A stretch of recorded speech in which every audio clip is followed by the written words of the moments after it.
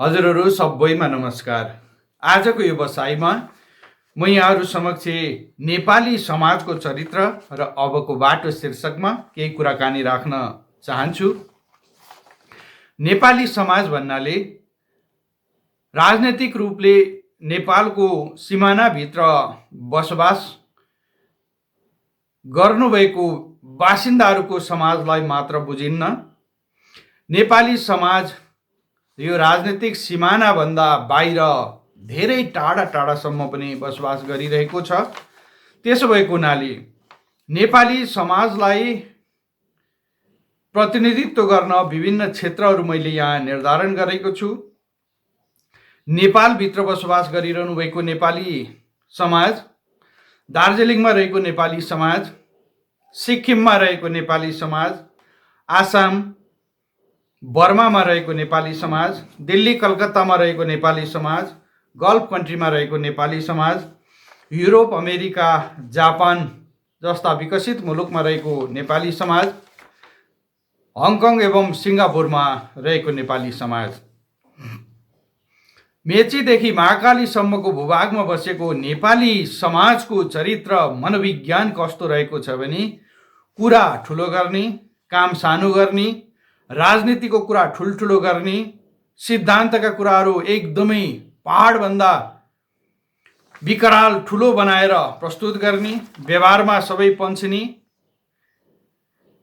आफ्नो कर्ममा विश्वास नगर्ने, विदेश गइसकेपछि आफ्नो उन्नति हुन्छ भन्ने सोचाइ राख्ने र विदेश जान लर्को लाग्ने, कर्मचारी तन्त्रमा घुसको प्रचुरता रहने,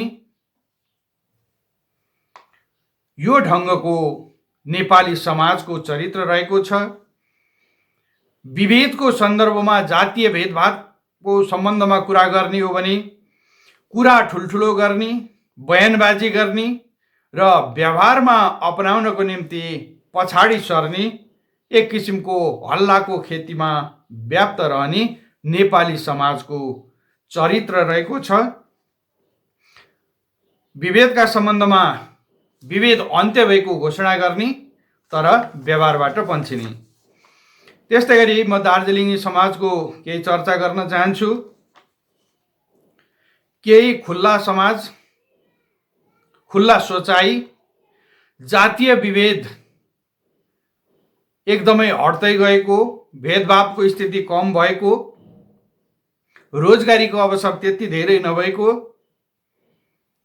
राजनीतिक पहुँच मध्यम स्तरको रहेको र खुट्टा तान्ने प्रवृत्ति चरम चुलीमा रहेको हाम्रो दार्जिलिङे समाजको मनोविज्ञान एवं चरित्र त्यो ढङ्गको रहेको छ।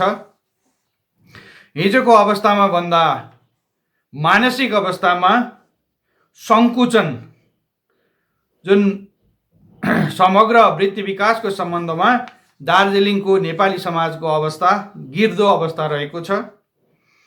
त्यस्तै गरी सिक्किमे नेपाली समाज, यसमा विभेद केही हदसम्म अन्त्य भएको, नेपाली समाजभित्रको पनि जातीय क्षेत्रबाट लिम्बू, राई, तामाङ, बाहुन यो सबै क्षेत्रबाट सानो सानो युनिटमा समृद्धि हासिल गरेको, सामाजिक बसाइमा अमन चैन महसुस गरेको र बृहत गोर्खाको पहिचान बनाउन लागि परिरहेको सिक्किमे नेपाली समाजको मनोविज्ञान रहेको छ। आसाममा रहनुभएका नेपाली समाज केही वैदिक परम्परामा शरीक रहेको, बाहुनले टिपिकल संस्कारलाई अपनाइरहेको, क्षेत्रीहरू पनि आफ्नो संस्कारमा कटिबद्ध रहेको,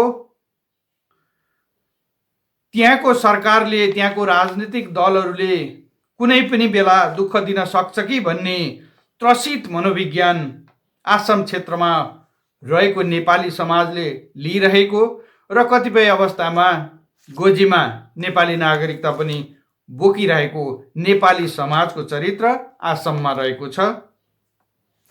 दिल्ली कलकत्तामा रहेको नेपाली समाज भनेको तरकारीमा नुन हाले जस्तो भएको, आफ्नो पहिचान नभएको र त्यहीँको समाजसँग घुलिएर रहेको, फाटाफुट्ट अस्तित्व देखाइरहेको अवस्थामा नेपाली समाज दिल्ली कलकत्तामा रहेको देखिन्छ।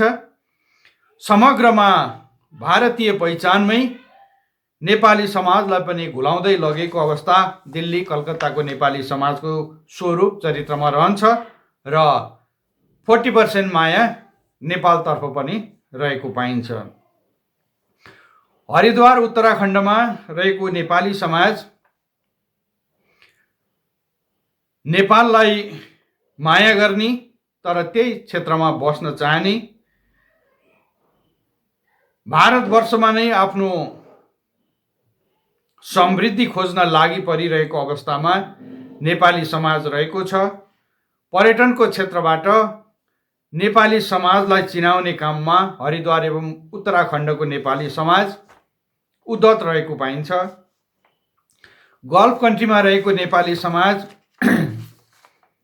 विशेष गरी रोजगारीको सिलसिलामा पुगेर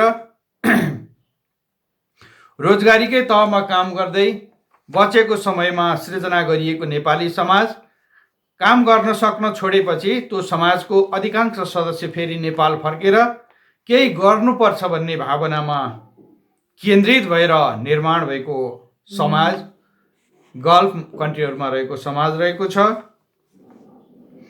त्यस्तै गरी युरोप, अमेरिका, जापानमा रहेको समाज दुई ढङ्गको रहेको छ। एउटा काम गरिसकेर नेपाल आउने र केही गर्ने, अर्को उतै बसोबास गर्न चाहने, बसोबास गरिरहने। उतापट्टि तन नेपालपट्टि मन भएको डायस्पोरिक सोचाइ भएको पनि समाज युरोप, अमेरिका, जापानमा रहेको छ र त्यहाँ केही काम गरेर हल्ला पिट्नको निम्ति नेपालभित्र आएर केही गरौँ, आफ्नो पहिचान बनाऊ भन्ने मनोविज्ञानको साथ युरोप, अमेरिका, जापानमा बसेको समाज र गैर आवासीय नेपाली सङ्घ विश्वभरि यो सङ्घमा आबद्ध रहेको नेपालीहरूको समूह समाज भने नेपालमा पनि केही गरौँ, उता काम गर्ने, चर्चा नाम कमाउने नेपाली भूमिबाट हो भन्ने मनोविज्ञान लिएर अगाडि बढिरहेको देखिन्छ। हङकङ, सिङ्गापुरमा रहेको समाज सानो समाज छ। यो त्यही ठाउँमा आनन्दित भएर बसिरहेको छ, सन्तुष्ट पनि छ र नेपाललाई निरन्तर माया पनि गरिरहेको छ। डायस्पोरिक ढङ्गले हेर्ने हो भने तन त्यहाँ, मन नेपालमा पनि भइरहेको छ र आर्थिक रूपले केही समृद्ध पनि रहेको छ। बर्मामा रहेको समाज भनेको वर्षौँ अघि यहाँबाट नेपालबाट छुटेको र नेपालसँग सम्पर्क विच्छेद रहेको, नेपाली भाषा पठन पाठनबाट वञ्चित भएको तर धर्म, संस्कृति, कर्मका पुराना मूल्य र मान्यताहरूलाई निरन्तरता दिई नेपाली पहिचानलाई जीवित राख्दै आइरहेको बर्मेली नेपाली समाज रहेको छ। मूलभूत रूपमा नेपाली समाजको चरित्र मैले यो छोटो भिडियोमा प्रस्तुत गरेँ। यो सबै नेपाली समाजहरू अब विश्व परिवेशमा अगाडि बढ्नुपर्ने आवश्यकता छ। विश्व एउटा सानो भिलेजको रूपमा अगाडि बढिरहेको छ। नेपाली समाजका पहिचानहरूमाथि पनि विभिन्न किसिमका आक्रमणहरू, पहिचान मेट्ने प्रयासहरू पनि भइरहेका छन्। विश्व एउटा सानो गाउँमा परिणत भइरहँदा नेपाली समाजका प्रतिनिधि व्यक्तित्वहरू पनि अब विश्वव्यापी रूपमा चुनौतीहरूलाई स्वीकार गर्दै आफ्नो पहिचानलाई अगाडि बढाउनु पर्ने आवश्यकता टटकारो रूपमा देखिएको छ। शेष घलेज्यूले अस्ट्रेलियामा बसेर नेपाली पहिचानलाई उचाइमा पुर्याइराख्नु भएको छ। त्यस्तै गरी अन्य मुलुकहरूमा रहेर पनि नेपाली समाजका प्रतिनिधि पात्रहरू विश्वमा आफ्नो पहिचान स्थापित गर्नको निम्ति अगाडि बढिरहेको अवस्था छ।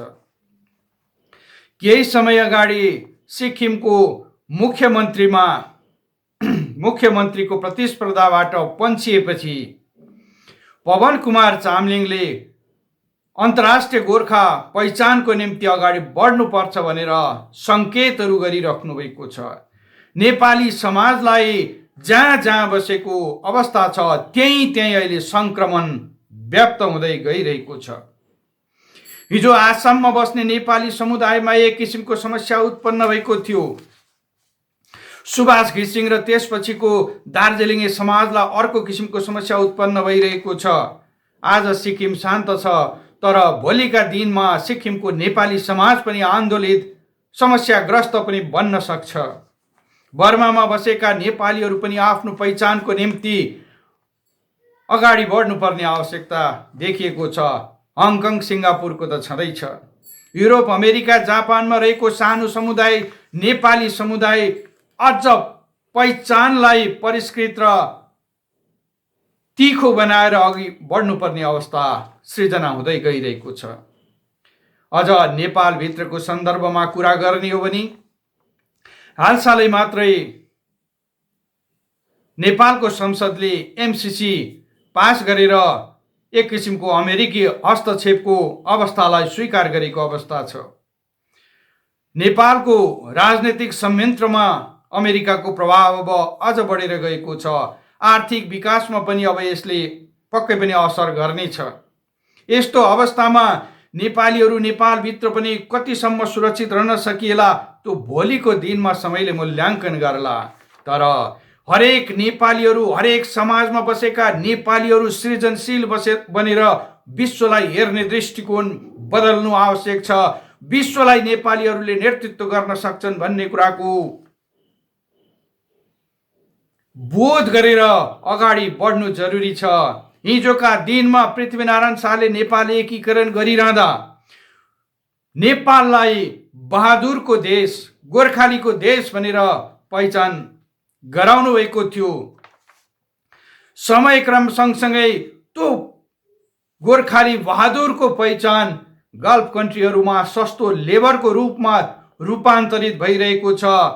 नेपालबाट बाहिर गएर सस्तो मजदुरको रूपमा काम गरिरहँदा सस्तो लेबरको देश भनेर चिनिरहेको अवस्थामा अब वैदेशिक हस्तक्षेपको अखडा नेपाल बनिरहेको छ।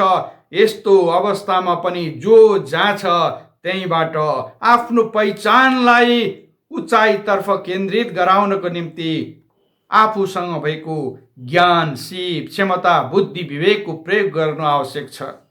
हरेक नेपालीहरू सृजनशील बन्नु आवश्यक छ। चाहे त्यो आसामको होस्, चाहे उत्तराखण्डको होस्, चाहे हङकङ सिङ्गापुरको होस्, चाहे अमेरिकामा बसेको होस्, हरेक नेपालीहरूले सृजनशील बनेर विश्वलाई हेर्ने दृष्टिकोण बदल्दै विश्वका हरेक गतिविधिहरूमा नेतृत्व गर्नु आवश्यक छ। मैले यो कुरा भनिरहँदा हरेक नेपाली समाजका सदस्यहरूले यसलाई आत्मसात गर्नुहुनेछ भन्ने महसुस गरिरहेको छु। अबको बाटो तमाम नेपालीहरूले सृजनशील बनाएर नै अगाडि बढ्नु जरुरी छ, नत्र भने पहिचानको सङ्कट उत्पन्न हुन सक्छ। हामी सबै सृजनशील बनौँ, नेपाली पहिचानलाई उच्च बनाऊँ। यति भन्दै आजको यो छोटो भिडियोबाट बिदा चाहन्छु। हस्त, नमस्कार।